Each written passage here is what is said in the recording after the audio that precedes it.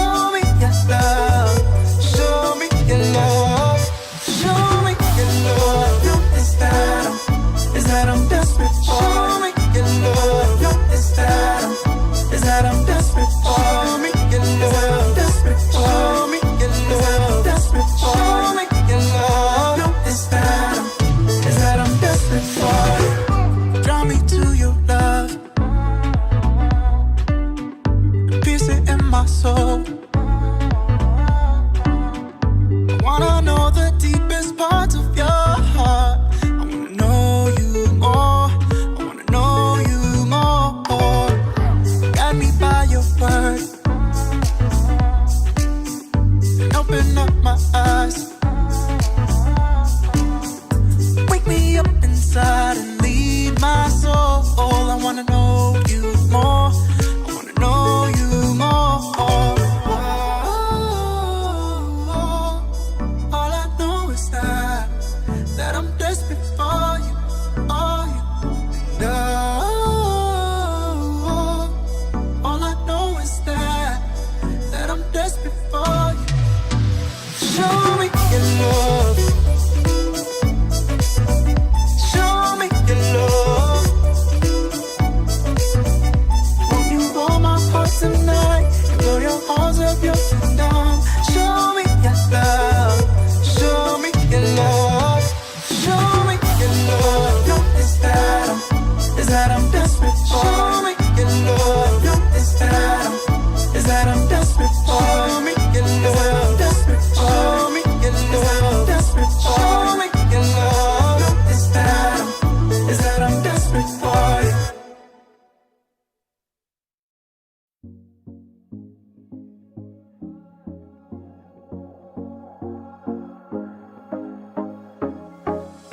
I'll run to you. You will always be enough. There is nothing like your love. I'll trust in you, 'cause no one knows me like you do. And yet still you want my heart. And all I want is to be with you. You are my hope, my life, my only truth. Your love is calling me somewhere new, closer to you. So close I can hear your heart.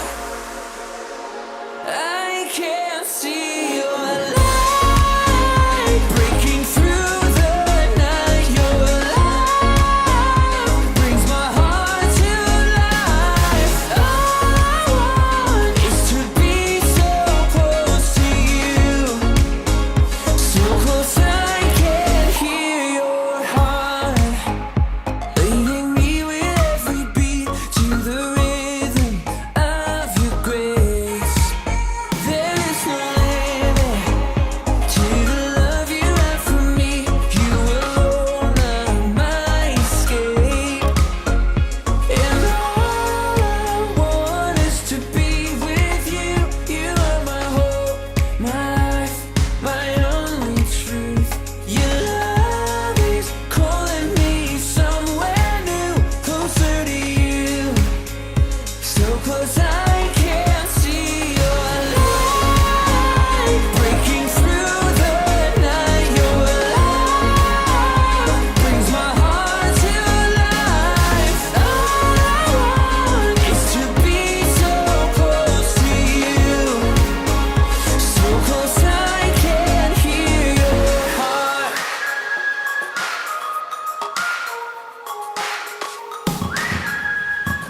I can see your light breaking through the night.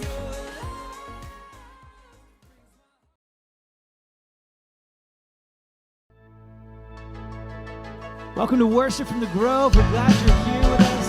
Let's take this time right now and worship God together.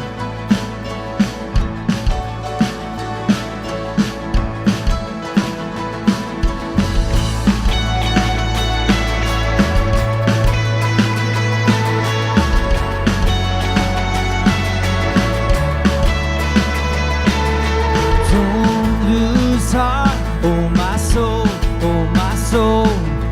Don't give up, there is hope, there is always hope.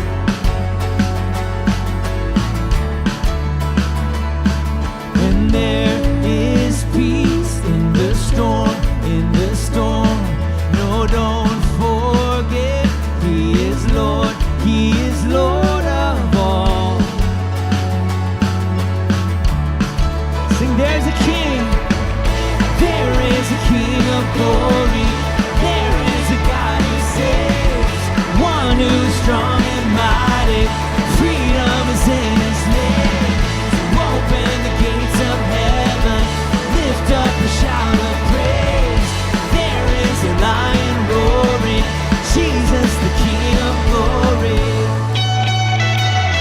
So lift your eyes, stand in awe, stand in awe. Oh, there is one, only one, where my help comes from. Come on, sing it out. There is a King of glory. There is a God who saves, one who's strong and mighty. Freedom is in his name. So open the gates of heaven, lift up a shout of praise. There is a lion roaring, Jesus the King of glory. Take this time right now, just focus on Jesus. Lift up your praise to him. Nations bow, nations bow, mountains shake at the sound of just one name. Over all, Jesus reigns, I know. All right, lift that up again.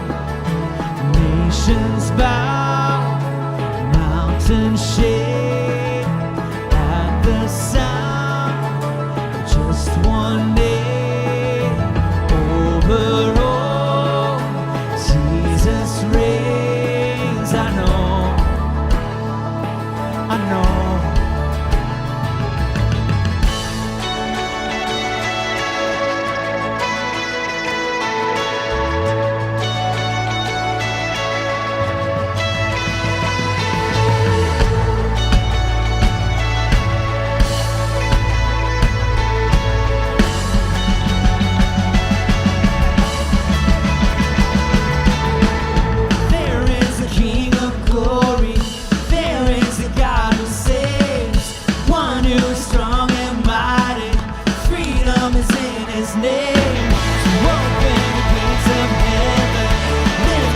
Shout of praise, there is a lion roaring, Jesus the King of glory.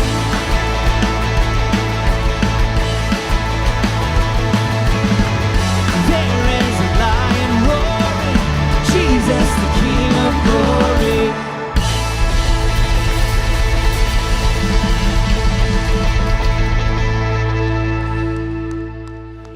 Hey, what's up, Grove? Welcome to church this weekend. We're so glad that you're joining us. It has been hot, and you know that. It's been so hot here in Arizona, but our ministries have not stopped, and we have not slowed down. I was at dinner 2 weekends ago, and there was a Grove family that saw me, and they thanked me and the Grove for what we've been doing as a church, for just continuing to create content and do ministry. And that meant so much to me, and it means so much to our church and our team, because our team has been working so hard, you guys, to continue to do ministry. We had our high school team do a virtual summer camp last weekend, and it was epic. We had our preteen ministry do an amazing race this week, and it was awesome. And then our junior high team is also doing a virtual camp this weekend. So I just wanted to say, everything that you give, it allows us to continue to do ministry and to not stop or to not slow down. So thank you for that. And I wanted to also let you know that we have a cool opportunity for our art community and our art ministry.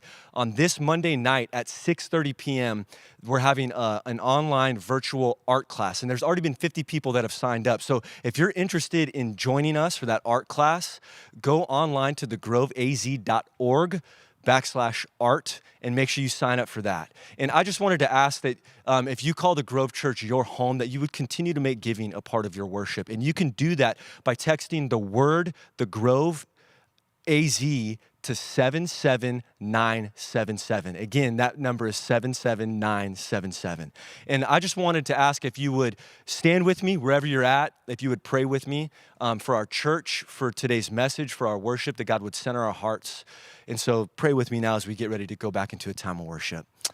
God, we thank you for today, God. We thank you for the relationship that we have with you. We thank you for our church community, God.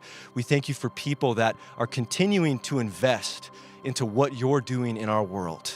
And so I would ask that you would continue to stir up our hearts, God, continue to move our hearts for the things that move your heart, God, for the things that stir up your heart. And I pray for our church community, God, that we would continue to be all in, God, and that you would open up our hearts this morning as we worship you and who you are. I pray that you would help us to receive your word, God. I pray for Scott as he gets ready to come up and to preach and to teach, that our ears would be open, God, that our hearts would receive what you are saying. So thank you for our team here at the Grove. Thank you for our worship ministry, God. Move our hearts in worship right now. We pray that in Jesus' name. Amen.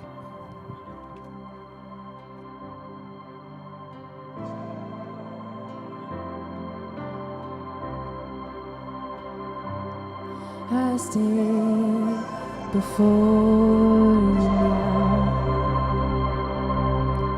The greatness of your renown. I have heard of the majesty and wonder of you, King of heaven.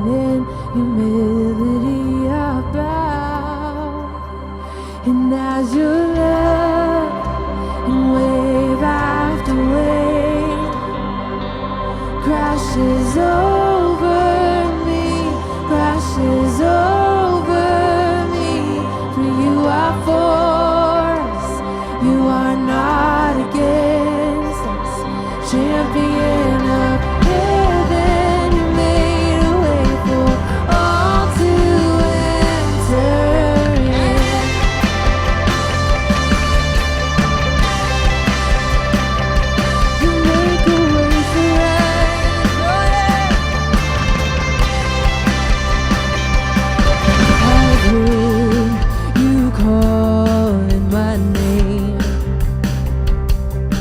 I've heard the song of love that you sing. Whoa, so I will let you draw me out beyond the shore into your grace. Oh, your grace, and as your love and wave after wave crashes over me, for you are for us, you are not against us. Champion of heaven, made a way. And as your love and wave after wave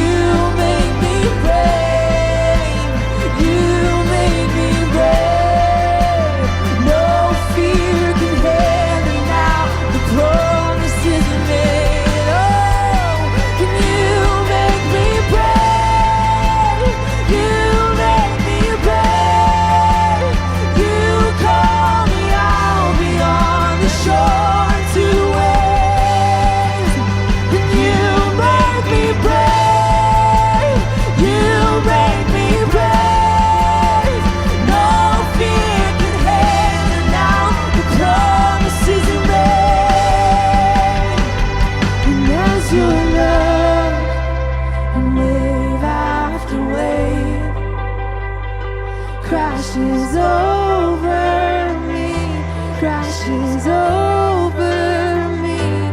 You are for us, you are not against us. Champion of heaven, you made a way. As your love can wave after wave, crashes over me, crashes over me. You are for us, you are not against us. Champion of heaven, you made a way. Champion of heaven, you made a way for all to enter in. Oh, you're making a way for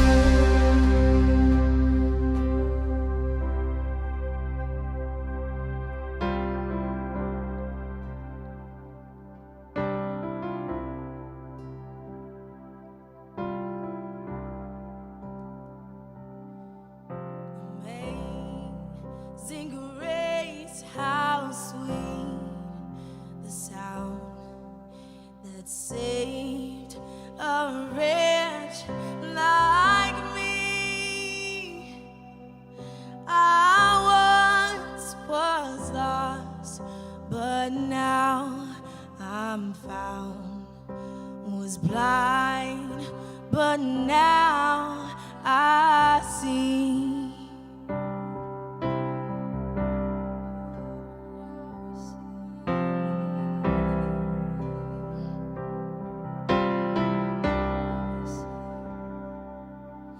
Twas grace that taught my heart to fear, and grace my fears relieved. How precious did that grace appear the hour I first believed.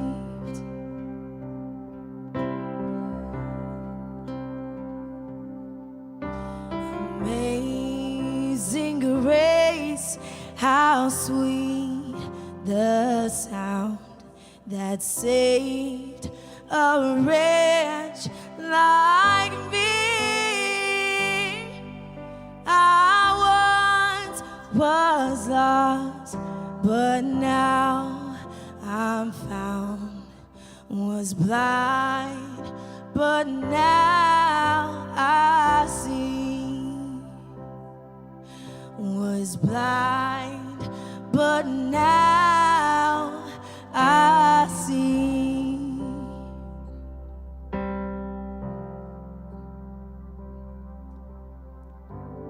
God's grace can be a hard thing for us to comprehend sometimes, because it comes counter to how so many things in our world are.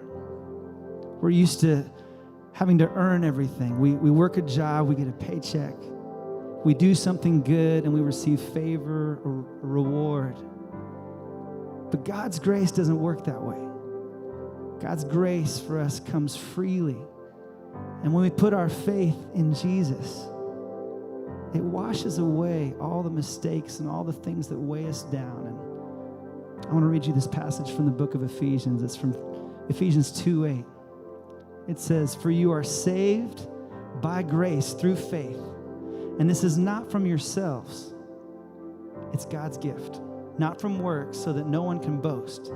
For we are his creation, created in Jesus Christ for good works, which God prepared ahead of time so that we should walk in them." Nothing we can do will earn us God's favor. Nothing we can do will earn his love or his forgiveness. It comes freely. There's so many times that doesn't make sense, because there's so many times that we don't deserve love at all. In fact, 100% of us don't deserve God's love because we've done things to distance us from God. But God's love reaches out. It goes beyond the halfway point. It reaches to where we are. And all of us who carry shame and guilt, God's love washes all that away. Doesn't make sense. He loves us when it doesn't make sense. And when we receive the grace and the love of God, we can share that with the people around us too. Our world it's a place with so much division right now. There's so much arguing and fighting and disagreements. And if we bring the love and grace of God into the places that we go, we can change the tone of this world. Imagine bringing that love that doesn't make sense into your workplace and treating the people who you work with that same unconditional grace and love that we receive from God. Imagine all through your day, whether you're at the grocery store or in the drive-thru, all throughout your day, when you're encountering people, your first response is to act in love and to share that love of God with others, even when it doesn't make sense. It's the love that we can bring into a space like social media, which social media can be a great place to connect and have community, but it can also be a really toxic place. And it's a place where it's so easy to pick up a stone and throw it at others. But we can put those stones down. And we could be people who respond in love and grace, just like God has for us, with the things that we post, the things that we comment on our social media. We can be people who change the tone of that entire space. We can bring that same love and grace into our own homes too, where our families are. And it's hard sometimes because being a husband's hard, being a father is hard, being a parent, it's difficult. And today, Scott's going to be talking about leading your family. And I'm so thankful that we have a model of grace from our Heavenly Father and how it is unconditional, because I need a whole lot of grace. And I'm thankful to have a wife who I've been married to for 20 years who has shown me time after time just unconditional grace. And my hope and prayer for you right now is that you would receive the grace that God has for you, that you wouldn't carry around that shame and guilt of the past, of mistakes, of things that you wish you had done different, that you would release that to God and be free of it right now. And that you in turn would take that love and grace of God and share it with the people around you and love like Christ always.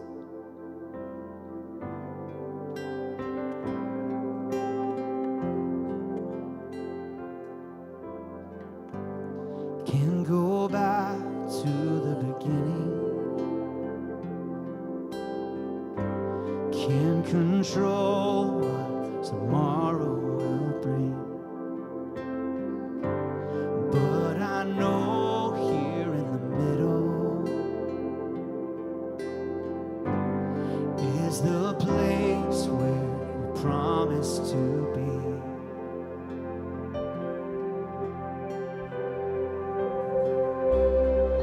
I'm not enough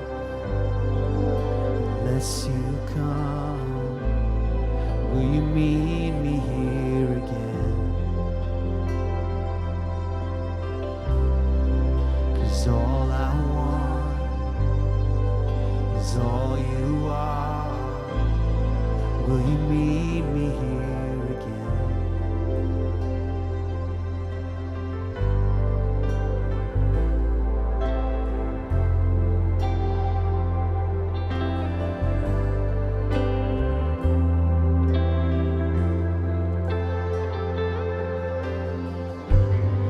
As I walk now through the valley, let your love rise above every fear, like the sun chasing a shadow. In my weakness, the glory appears.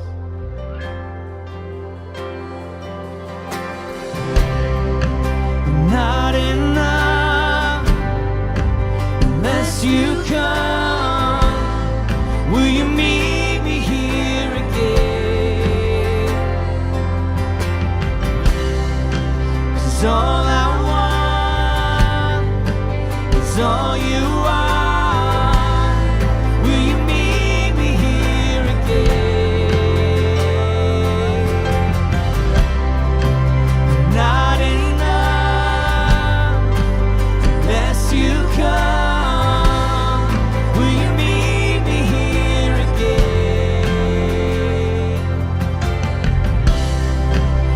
'cause all I want is all you are.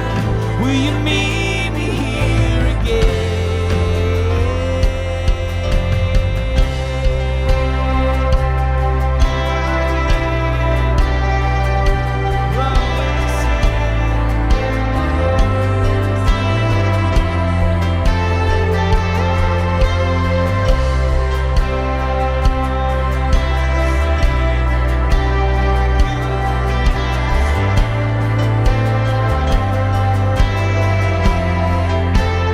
Not for a minute was I forsaken. The Lord is in this place. The Lord is in this place. Come, Holy Spirit, dry bones awaken. The Lord is in this place. The Lord is in this place. Not for a minute was I forsaken. The Lord is in this place. The Lord is in this place. Come, Holy Spirit, dry bones awaken. The Lord is in this place. The Lord is in this place.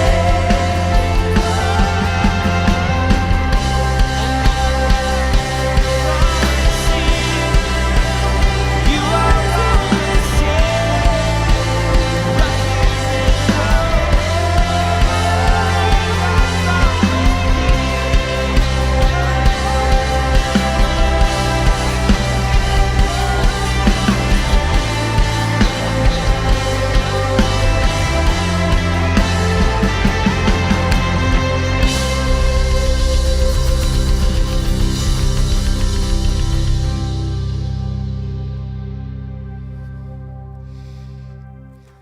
Hey Grove, well thank you for joining us. As Josh said earlier, we are so glad that you are here tuning in with us. If you were here last week, then you know that Palmer started a new series, a series called Lead Me.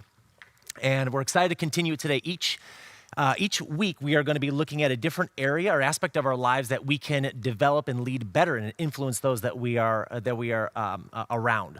And so today, as Josh said a moment ago, I'm going to be talking about leading your family. And I hope that you track with me today, because I know that some of you right now are thinking, you know, I'm single and I'm not leading a family yet, so this doesn't really have much to do with me. Or maybe you're on the other end of this thing and you're like, hey, you know, I did lead a family. They're kind of all grown up and moved out, and I'm past that now. Wherever you may be in the spectrum, I hope that you do track with me for the next few minutes, because I think that there's things that you're going to hear that can be helpful for you, that can be helpful to you right now today, wherever you are. They could be maybe helpful as you even look back at your family that you grew up in, gain a better understanding maybe of why they did some of the things that they did and where that came from. And it certainly could be helpful as we just try to be a better person and help other people that are leading their family. So there's all different reasons of why I think we can all gain something from this.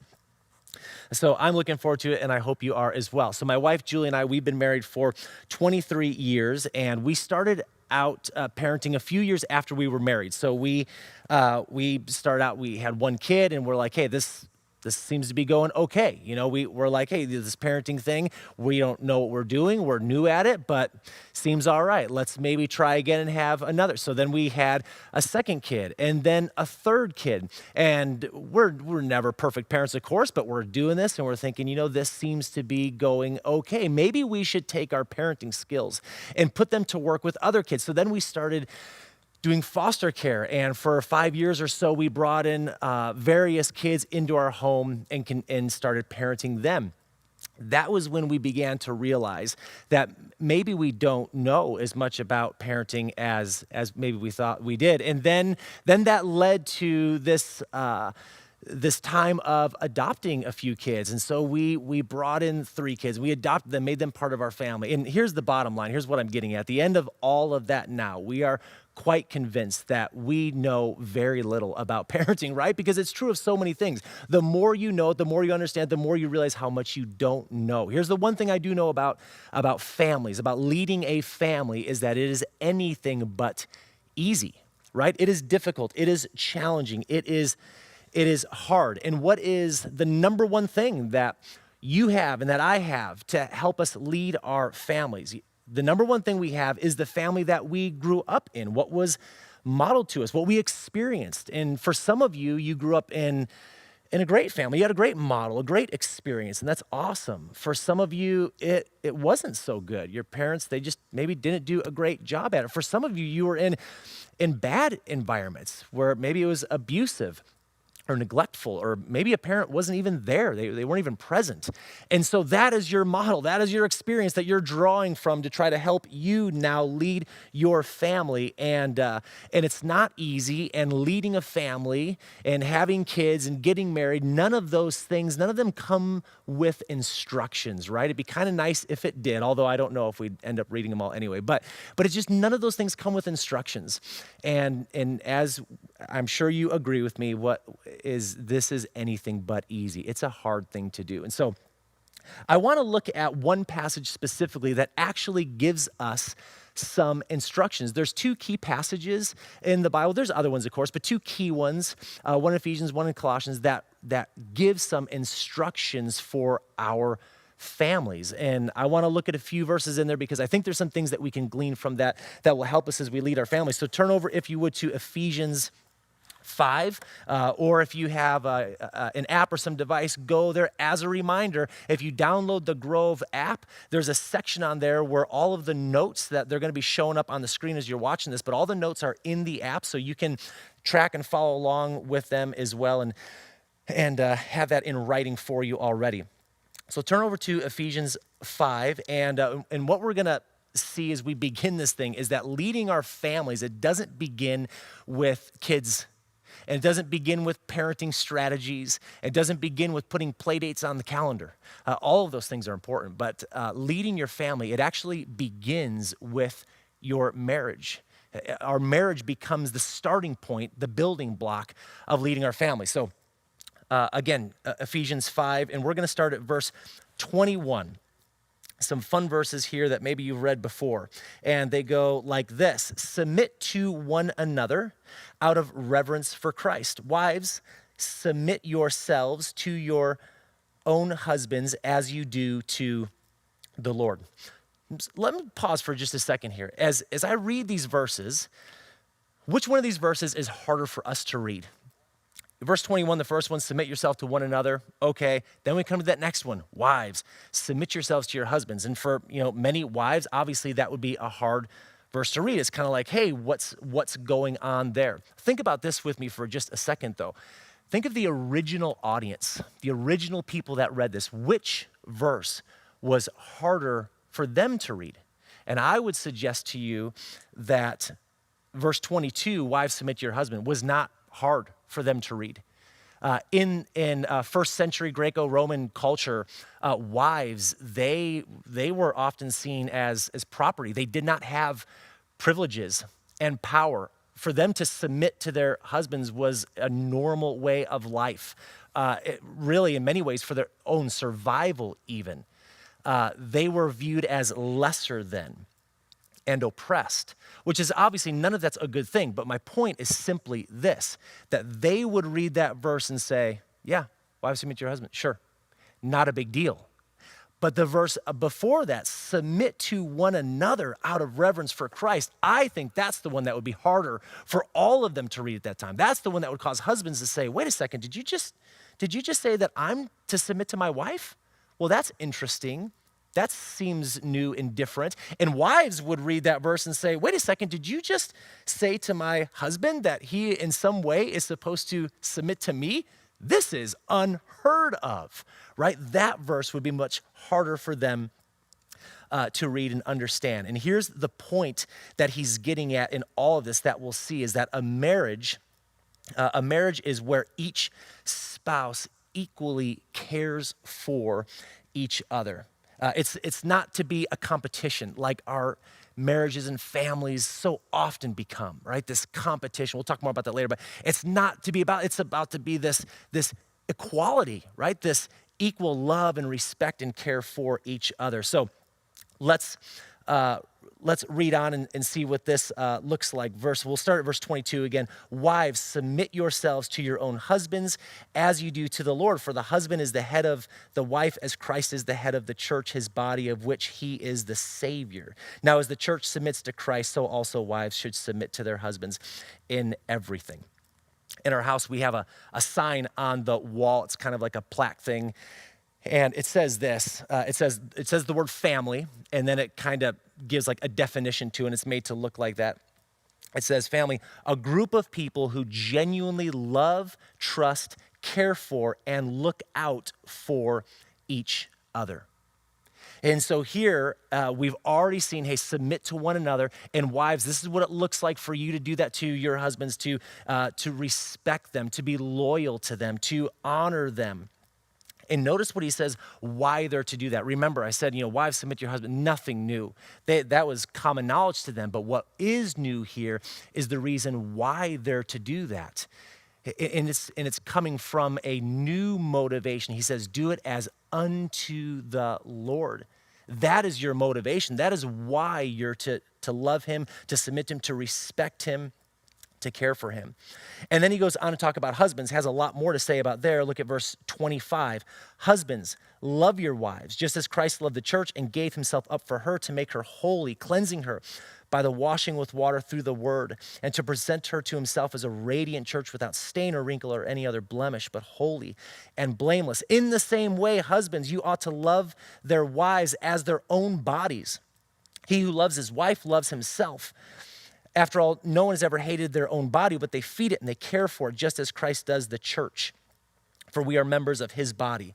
And then he references back to the beginning of marriage. For this reason, a man will leave his father and mother and be united to his wife, and the two will become one flesh. This is a profound mystery, but I'm talking about Christ in the church, and he sums it up with this. However, each one of you also must love his wife as he loves himself, and the wife must respect her husband. So, wives, you're to respect and be loyal to your husbands. Husbands, you are to love your wives in this sacrificial way. Because when we first hear love your wife, we're like, well, of course, why would I even marry her if I didn't love her, right?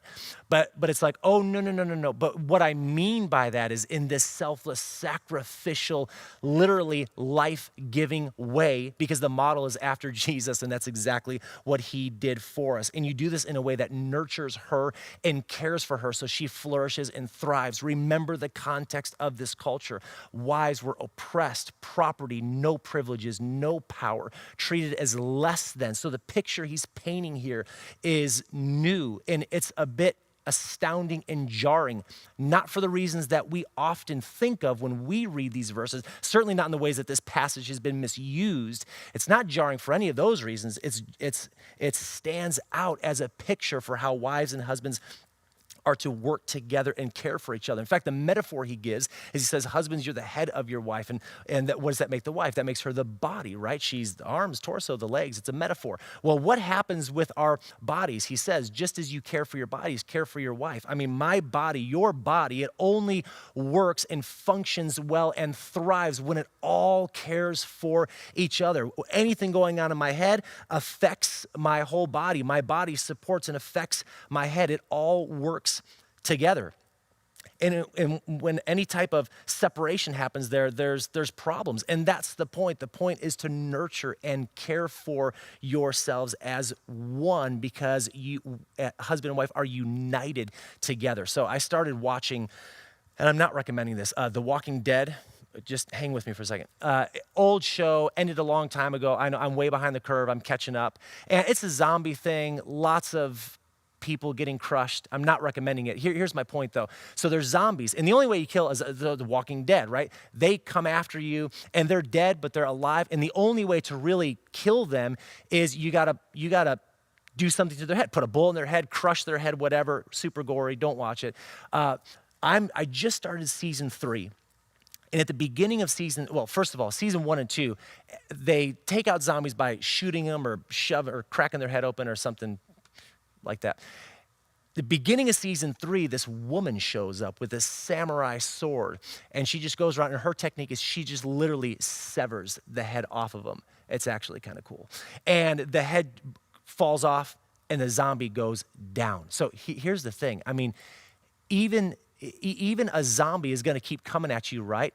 Unless you sever the head from the body, and then it goes down. How much more is going to happen to us in our relationships, in our marriages, if our head and body, if the husband wife isn't working together well the way they should, we will crumble. Our marriage will fall apart. We've seen it. We've experienced it, some of us, over and over again. It has to be working together, caring for one another. And I know that some of you are like, okay, I get all of that, and that's great, but you don't know what this spouse has done to me. You don't know what this kid in my family has done to me. You don't know what we've gone through.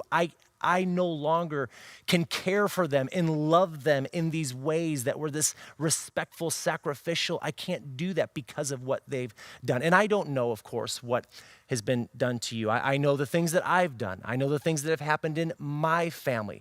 What I do get, what I do understand is what you mean when you say, he, she, my child, whoever in my family does not deserve to have this type of respect or love or care from me or from whoever. I understand that.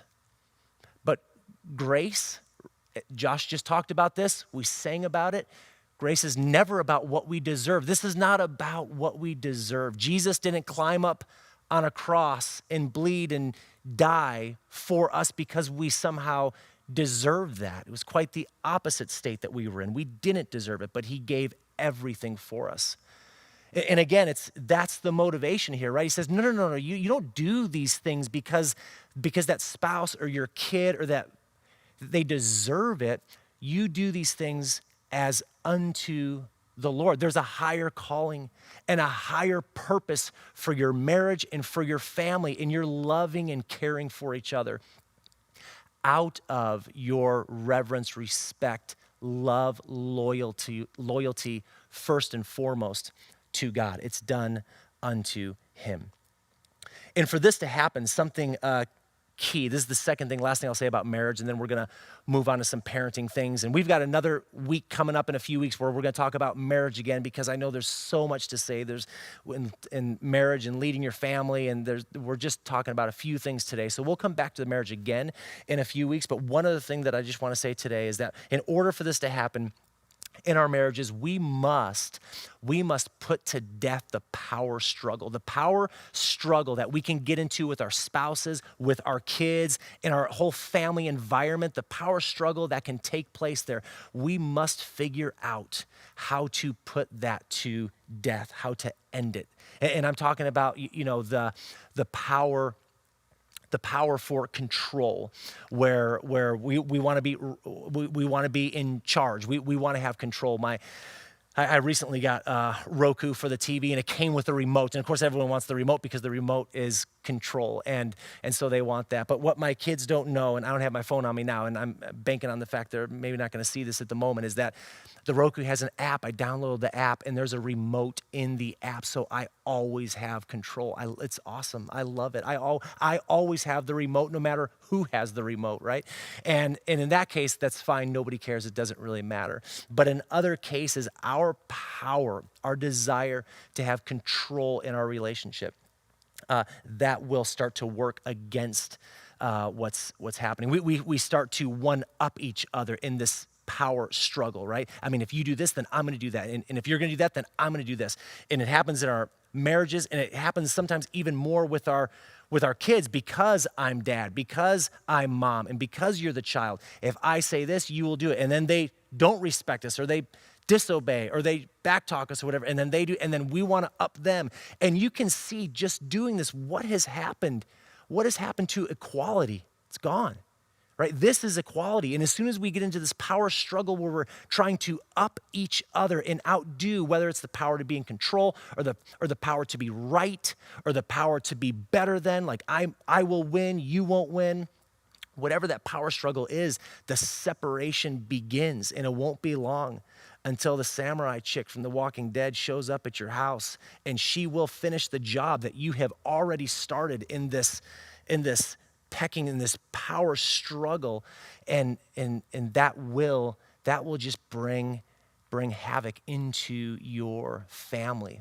We must put the power struggles to death. I think one of the ways, or what's so important in that is, when we treat each other in ways we shouldn't, when we do things and say things we shouldn't, when we act in ways that we shouldn't, we begin to see that person differently, right? We begin to view our spouse or our child or our family. We begin to view it differently. And when we view it differently, we want to start to withhold love, care, nurture, whatever, privilege, opportunity. We want to withhold that. And when we find ourselves in that place and we find ourselves falling into this power struggle, we've got to stop and pause and say, God, help me to see my spouse, to see my kid, to see them the way that you see them. Because right now I am just seeing all sorts of horrible things, and it's just causing me to say, man, you don't deserve any of this right now, and it's causing me to want to fight with them and argue and get into the power match. God, help me to see them the way that you saw me when you climbed up on that cross. And it wasn't because I had my act together. It wasn't because I had it all figured out. It wasn't because I was doing it all right. Would you help me to see my spouse, my kids in that way, to change my view of them so that I can once again love them, care for them, nurture them, respect them, so we can get back to mutual submission in honor and put the power struggle to death. So hopefully you can see already where these things, I'm talking about marriage, but I'm not just talking about marriage. These things tie directly into our parenting and into our kids and our family dynamics and relationships. In fact, he goes on to say a couple other things about this. So we'll continue on. Look at Ephesians 6, verse 1. He says, children, obey your parents in the Lord, for this is right. Honor your father and mother, which is the first commandment with a promise so that it may go well with you and that you may enjoy long life on the earth. Fathers, do not exasperate your children. Instead, bring them up in the training and instruction of the Lord. So leading your family, it begins, I truly believe it begins with your marriage. That's the foundation. That's the first building block. But I want to go on to say that leading your family, lead it with a good, godly parenting.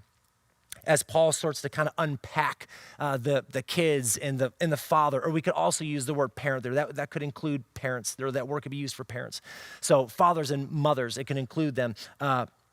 Lead them with good parenting and with godly parenting, right? Now, remember, just as wives were seen as less than, kids were the same way in the ancient world at this time. In the ancient world, kids were less than. They were kind of nobodies. They had very little, if any, value, okay? Nobody was throwing some big old schwanky, fancy hoopla party, and then someone's like, man, what's the occasion? Who's getting married? What king is coming into town? You're like, oh, no, it's Johnny's, first birthday. Okay, no, wasn't happening back then. Kids did not have that type of privilege or power either. So it would be easy. That would just make it all the easier for parents to be too demanding on their kids, to treat them too harshly. And so that's why he's kind of addressing this and speaking to this. So I just want to give a few things, mention just 3 things to help us lead our families with good and godly parenting. Just a few things for you to think about today. Here's the first one. Remember this, that you are raising kids, so stay focused on the long term, right? We're raising kids, so stay focused on the long term. Do you want your kid to be the best of the best right now? Is that your goal? Is that your goal, that your kid is the best on the team, has the best opportunities, has the newest and latest of everything? Is that your goal? Or is it more long-term than that? Or is it to be the best long-term? See, when we have that mindset, that helps us say no a little bit more to them instead of giving them anything they want or everything they ask for, every opportunity. It's okay to say no. And one of the things that helps us say no at times is we as parents, we remember, I'm focused long-term here. I want you to be the best long-term, not the best. My goal isn't that you are the best 8-year-old right now, right?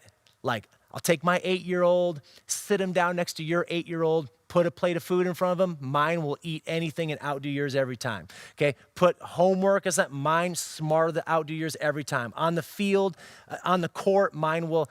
Is the goal to have the best 8-year-old, or is your goal to have the best 28-year-old? And I would suggest to you that the goal that we should have as parents, because we're long-term focused, the goal is that we want to have the best 28-year-old. Jesus says this great verse. I love how he says it. It's in Mark 8:36. He says, what good does it do to gain the whole world and yet forfeit your soul? Think about what he's saying, though. What good does it do if we are so right now, short-term focused, that we want to be the best of the best right now? We want to have it all now. We want to complete it all. We want to be at the top of we want to gain it all right now. What good does that do if in the long run, if in the long term, you lose your soul? Keep a long-term focused.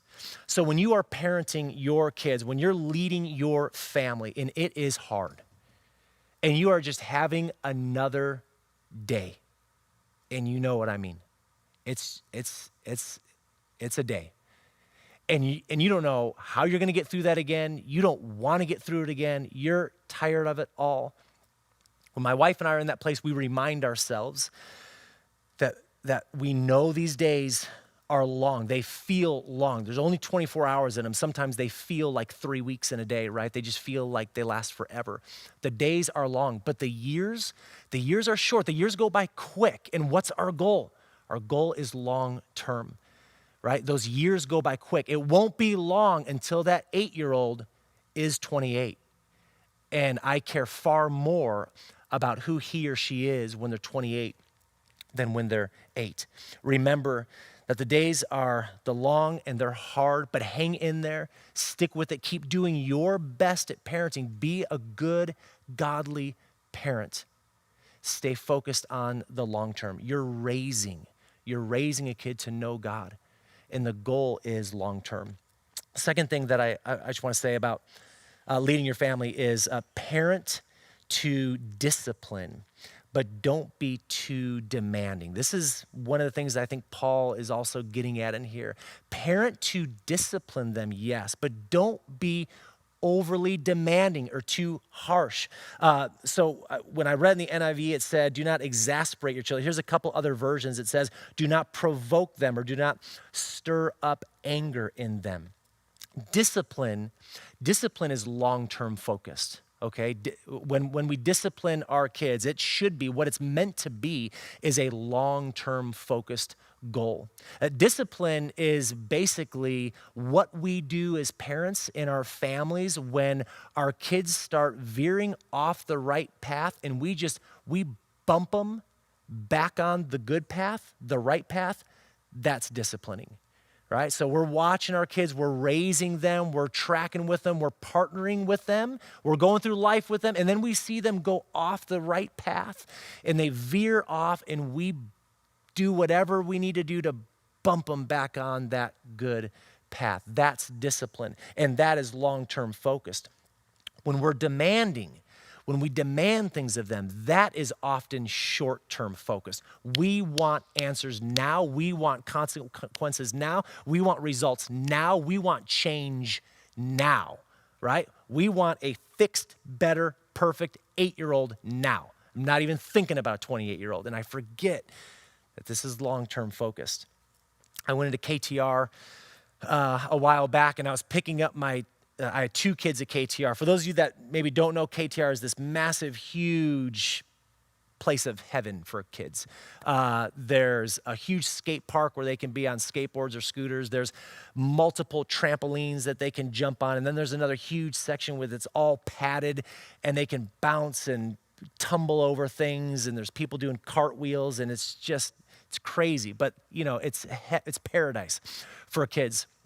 So my 2 youngest kids are in there one day, and I go to pick them up. And so I walk in, and I'm looking around, and there's kids everywhere. Okay, I'm talking like, 100+ kids, a lot of kids. They're bouncing on trampolines, they're skateboarding, tumbling on the mats. Everyone's having a great time, frolicking around everywhere. 2 kids are pulled aside, being talked to by a staff member. Guess whose kids those were? So I'm like, oh my gosh. So I just kind of wait, right? The staff member gets done talking to them, and then they see me and they start walking over. So I'm already like, what is going on?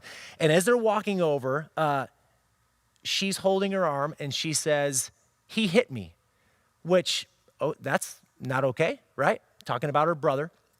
He hit me. So, and then I look at him, and he just goes, "Well, she was calling me names and saying things that she shouldn't say to me." And I look at her, and she just goes, "No, I didn't. I didn't say any of those things." So what am I right now? I am instantly annoyed, right? Because he did something he shouldn't have done, right? He hit her. She did something at the moment that she shouldn't have done, which is lie straight to my face, because I know she's lying to me. So I'm instantly annoyed with, what do I want to do in that moment? I want to demand. In that moment, I want to say, "You're lying. Why are you hitting? Both of you are messed up. Both of you go to your room. Wait, we're in KTR. That can happen right now. We'll do that when we get home." Okay, so what saved me was the fact that we've got, people everywhere, and we're not home, and I can't send them to their room. And I literally just, right after, he hit me and she said this, and no, I didn't say a word. I looked away, "Go put your shoes on." And I'm thinking, when I get home, what are all the things that I can lovingly do to them? That's what I'm thinking. And then they're putting their shoes on, they're getting ready. And it was about 8 minutes. And then we start walking out to the car. It was just enough time for me to get my head straight again. It was enough time for them to kind of emotionally calm down as well. And we get to the car, and I said, I kind of pulled them both to the back before we got in the car. And I just said, what do you guys need to say to each other? Because I'm thinking, what do I really care about here? What's my long-term goal? I want them to learn to be people that forgive and make things right in their relationships when they wrong each other. That's what I really care. That's what's important here. That's the type of people I want them to be when they're 28, right? And so I pull them to the back. "Hey, what do you guys need to do?" And they look at each other and they say, "I'm sorry." And they both say it, which obviously meant she was lying to me, but we already knew that. They both apologized to each other. I could tell that it's sincere, that they mean it. We go in the car, we go home, and things are a little bit better. That was an example of doing it right. Believe me, there have been more times than not where it's easy for me to demand and to want things here and now. So this idea of disciplining and not being too demanding, it's all about picking your battles, right? And when we lead our families, one of the things we have to really figure out is, what battles do we pick? What battles are worth fighting for? How do I discipline but not be too demanding? How do I instruct them and raise them up in the Lord? How do I do that right when there's these difficult things going on? Is this a battle worth picking? Look, I don't have the answers to all that. And I realize that everything I'm saying in this entire conversation leads to huge conversations that would come out of this. I get that. But I will say one thing. I do know that one of the battles worth picking, one of the battles worth fighting for is, if it is a long-term character issue in your kid, someone in your family, then that's a battle worth picking. If it's a long-term character issue, that's a battle worth picking. It's a battle worth fighting for, because we care about their character and who they are becoming. Last thing I just want to say is, resist a kid-centric marriage. I recently heard someone say, "My kid is my universe." Now I get some of what they're saying, the love that they have for the kid, that's great. But we can take it too far, right? We can take this child and make them the center of our universe, the center of our lives, or the center of our marriage. And anytime, even if it's in a good way, that our kid sort of comes in between our marriage, it at that point becomes not so good. So look, yes, take a genuine interest in their lives, but don't let them run your lives, right? Spend time, get into their world, because the only way you get into their lives is by getting into their world, right? You're never gonna lead your family if you're not in their world and in their lives. So yes, do that. And I'm not saying, hey, just do 5 minutes a day, but but it's quality. No, quality and quantity, they always go together, right? Quality time comes out of and from quantity time. So do all of that. Be a rock to them, be a support to them, but don't let them run your life or get in the middle of your marriage. And I know some of you watching, you're like, look, I'm divorced, I'm single, I'm trying to do all this alone now.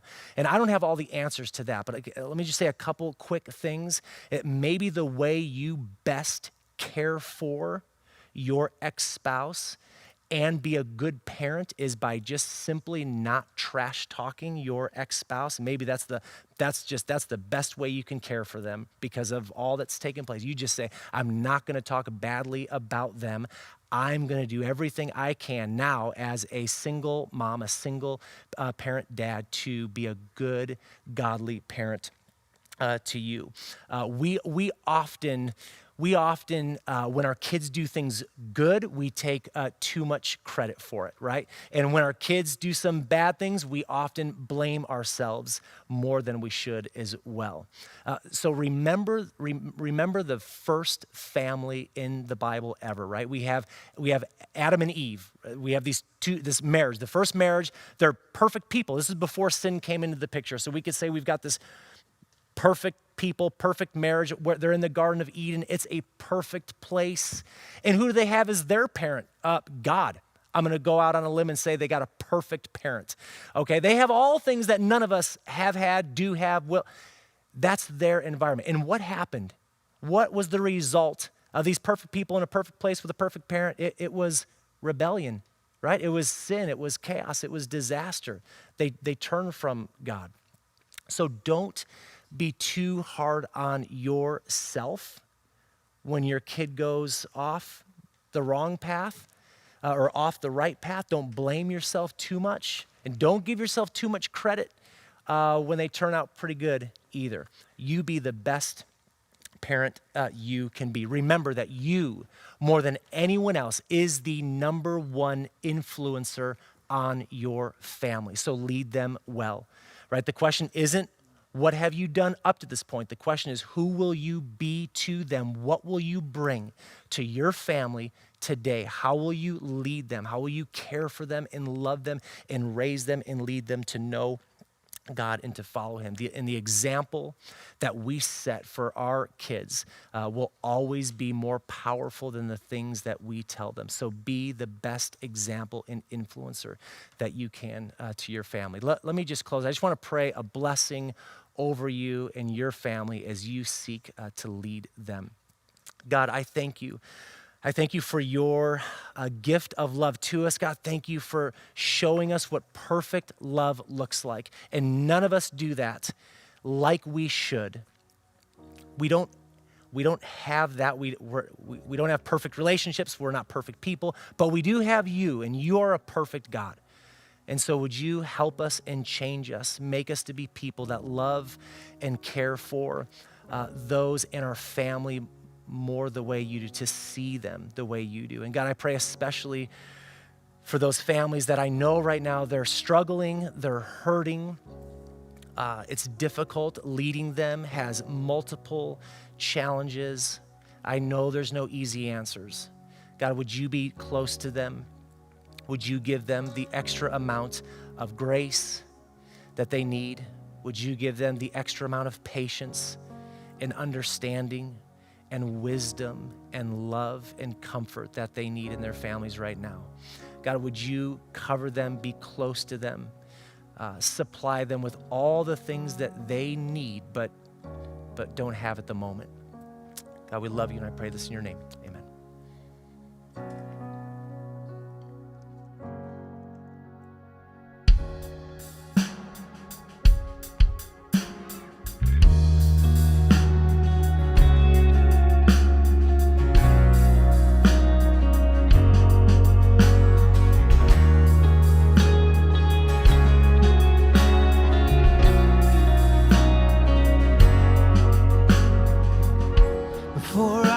spoke a word, you were singing over me. You have been so, so good to me. Before I took a breath, you breathed your life in me. You have been so, so kind to me.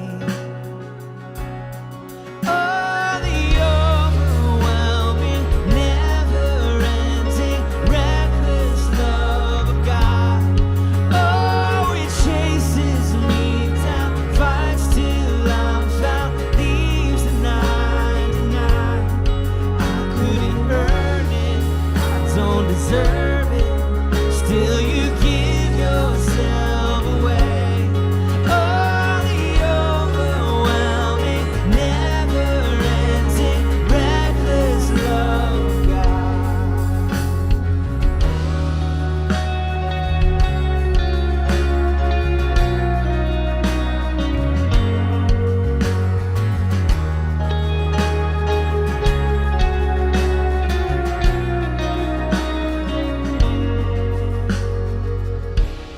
When I was your foe, still your love fought for me. You have been so, so good to me. When I felt no worth, you paid it all for me.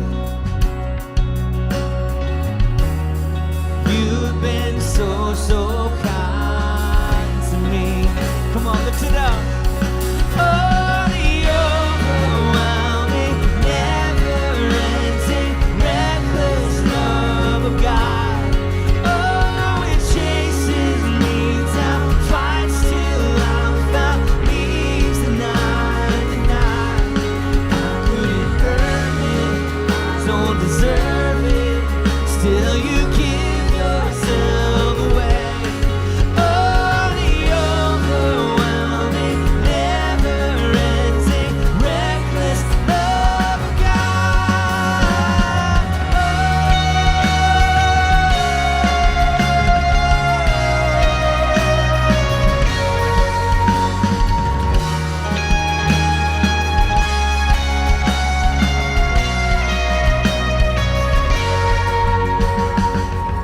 There's no shadow you won't light up, mountain you won't climb up, coming after me.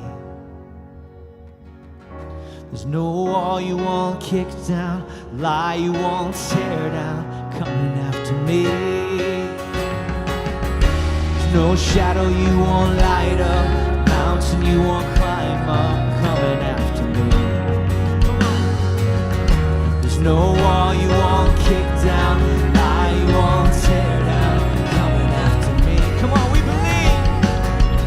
There's no shadow you won't light up, mountain you won't climb up, coming after me. There's no wall you won't kick down, lie you won't tear down, coming after me. There's no shadow you won't light up, mountain you won't climb up, coming after me. There's no wall you won't kick down, lie you won't tear down,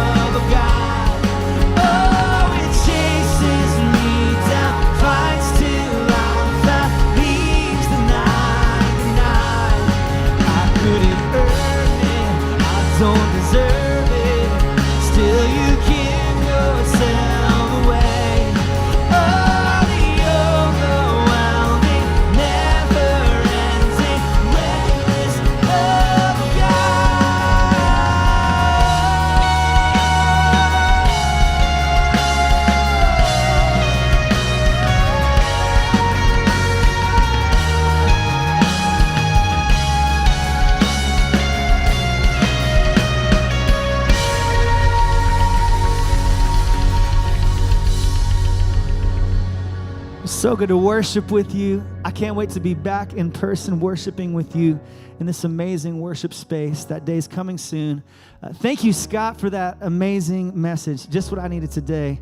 Leading a family is hard, and you gave so many great tools for being a father, for leading your family, being a parent, and thank you for that. Thank you for your support of your church. I want to invite you, if you're a member of the Grove, if this is your home church, I want to invite you to give as a part of your tithe and offering, and give out of worship. God's doing amazing things here, even in these crazy months. God's been at work, and it's been supported by what you've given. So thank you for the way that you partner with us in that way, and you support the ministries here. Just this week, our youth ministries were doing amazing things. There was an amazing race, a drive-in amazing race, people going all over the community, doing all kinds of things with the youth group. We had actual camps right here that we did, virtual camps, and lots of participation. So our youth are thriving right now because of that. So thank you for your support of that. And right now, as you go about your week, I just want to pray that God's hand would be on you, that his grace and love would just cover you, that you would feel that, and that wherever you go, you would share his love and grace with others. Have a great week. God bless.